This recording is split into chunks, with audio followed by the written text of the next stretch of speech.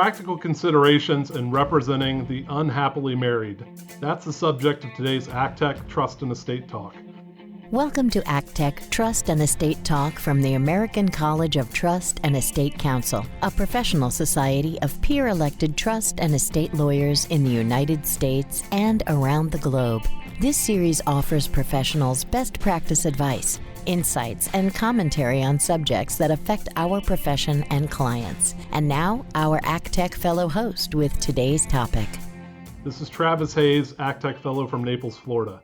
Estate planners often encounter challenging issues when representing married couples. ACTEC Fellow Sharon Klein of New York City will address practical considerations in representing once happily married couples who may now be headed towards divorce, and whether trust assets will be accessible by a former spouse as a result of that divorce. In part one of this three-part series, Sharon will discuss the starting point for analyzing whether trust assets could be on the table in the divorce proceedings, which is reviewing the terms of the applicable trust agreement. Welcome, Sharon. Thanks so much, Travis. It's my pleasure to be here. Thank you for the warm welcome, and I'm delighted to welcome our listeners to part one in this three-part series dealing with unhappily married couples. And of course, if you're dealing with high net worth couples, often on the high net worth balance sheet are trusts. And so the series will really address the question of whether trust assets are reachable in divorce. And to determine whether trust assets are accessible in divorce, the key question is generally whether the interest of the beneficiary spouse is a property interest that can be considered an asset under the relevant state's law. So in part one, we're going to examine what to look for in the governing instrument to see if trust assets are vulnerable in divorce. In part two, we're going to examine what to look for in terms of the history of how the trust has been administered. And in part three, we're going to explore tax traps, creative planning techniques, and practice tips.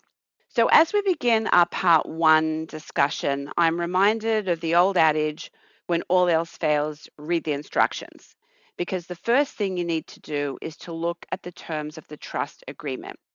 And while much is going to depend on state law in terms of whether a beneficiary's interest can be considered in a divorce proceeding, the starting point is always going to be to determine the nature of the trust interest. And the bottom line is that the less chance a trust beneficiary will receive a trust distribution, and the less control over trust assets that the beneficiary has, the less likely that their trust interest is going to be reachable in divorce. And as you review the trust document, I've devised what I think are 8 key questions to ask to determine if you may be able to access trust assets in divorce. Question number 1 is, who created the trust?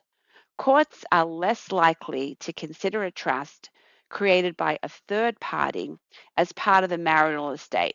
So a trust, for example, created by a parent or a grandparent, because that's more likely to have been done as legitimate estate planning as opposed to a spouse creating a trust, which may be seen as trying to shelter assets in anticipation of divorce, because let's face it, it's just more suspicious if a spouse transfers assets to a trust and then says, sorry, those assets are no longer part of the marital estate.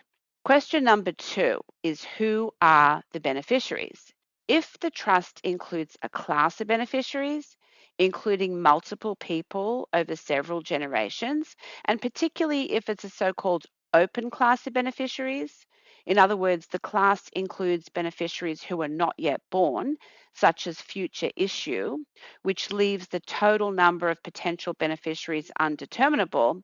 If that's the situation with a very broad class, it will be less likely that the beneficiary spouse, who is one of many beneficiaries, will receive trust distributions.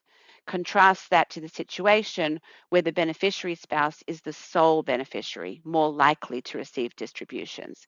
And so with the broad class, it's less likely that the trust interest will be reachable in divorce. Question number 3 is, on what basis can trustees make distributions?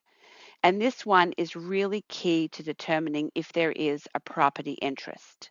If a trustee is given broad authority to make distributions within its sole discretion, then the timing of the distributions, the amount of the distributions is going to be uncertain, and it's less likely that a court will find that type of discretionary interest reachable in divorce, as opposed to, for example, if the trustee is required to pay income or required to pay a portion of the principal to the beneficiary.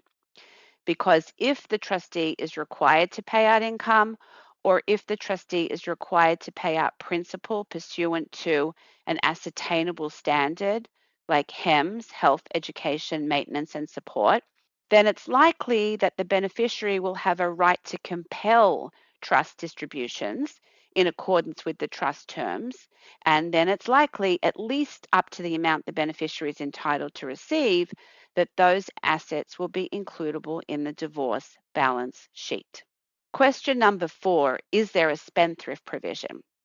A spendthrift clause is commonly inserted in trust documents as a form of creditor protection. It basically prohibits a beneficiary from transferring their interest in the trust, and it provides that a beneficiary's interest will not be subject to that person's debts or liabilities. And the bottom line is that creditors, and an ex-spouse, of course, is the quintessential creditor, creditors must wait until a distribution is made to a beneficiary before they can assert any claims against those assets.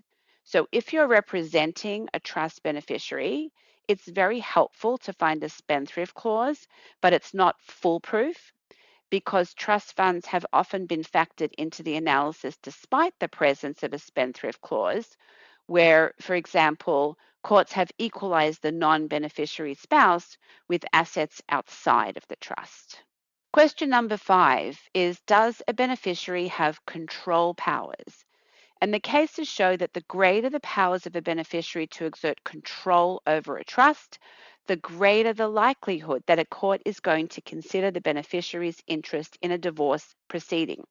This issue is actually particularly interesting to me because I don't think that planners are necessarily focused on how these control features may make a trust more vulnerable in divorce. Planners are generally focused on how to maximize and safeguard the transfer of wealth.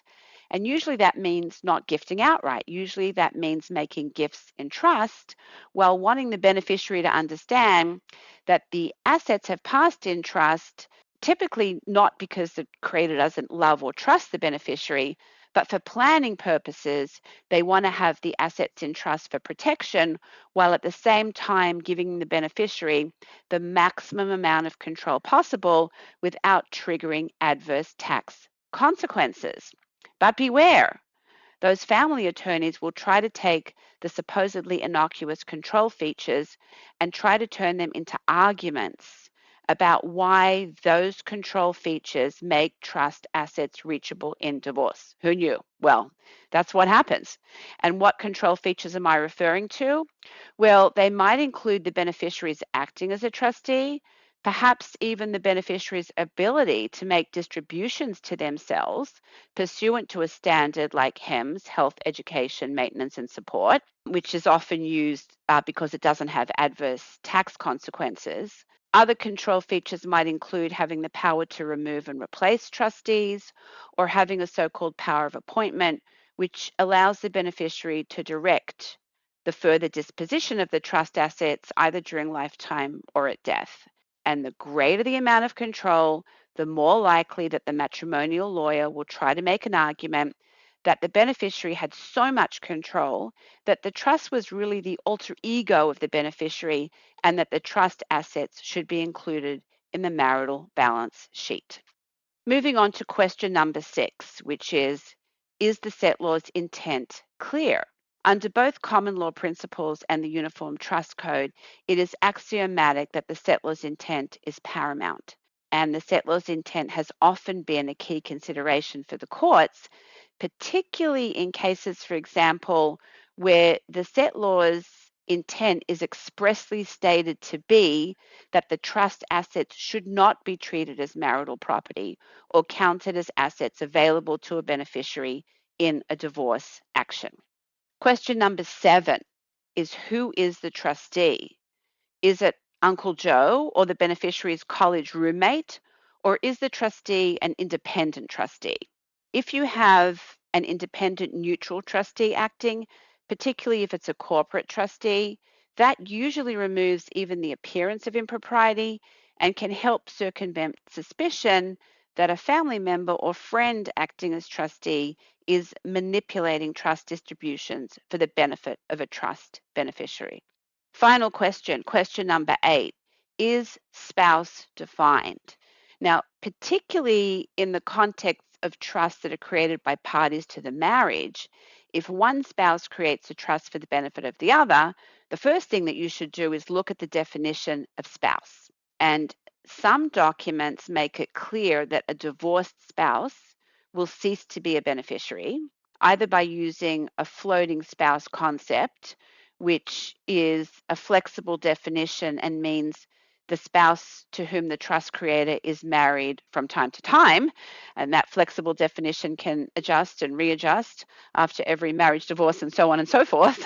But some trusts and estates attorneys tell me it doesn't engender the warmest of feelings if you have the happy couple sitting opposite you and one spouse knows, for example, that not only will she be out in the event of divorce, but that her husband's next wife is going to step into her shoes. So while that floating spouse concept does work, other attorneys find it more palatable to actually name the current spouse, but with a proviso. The proviso being that the spouse and the trust creator remain married and living together for the spouse to remain a beneficiary. So whatever definition you use, it's very important to have a definition in the trust document, because in the absence of guidance in the document, courts can search for the creator's intent by examining the trust provisions, and you might not end up with a result that reflects the actual intent. So the practice tip here is, if you're drafting trust documents for a married couple, it's very wise to ensure that the settlor defines what is meant by the term spouse in the event of divorce. And additionally, whether a spouse is out as beneficiary in the event of divorce has huge tax consequences for reasons we'll get into in an upcoming podcast episode. So once you've reviewed the trust document, however, that's only half the picture. The other half of the picture is that you have to look at what actually happened, and you have to consider the history of trust administration, which will be the subject of part 2 of this podcast series. Thank you, Sharon, for discussing issues relating to the accessibility of trust assets in a divorce. Stay tuned for parts 2 and 3 of ACTEC's ongoing series on this topic. Thank you for listening to this episode of ACTEC Trust and Estate Talk, the podcast series about wealth planning matters from the American College of Trust and Estate Counsel. To find an ACTEC lawyer near you, visit actec.org. Please subscribe to this series and leave us a rating or a review.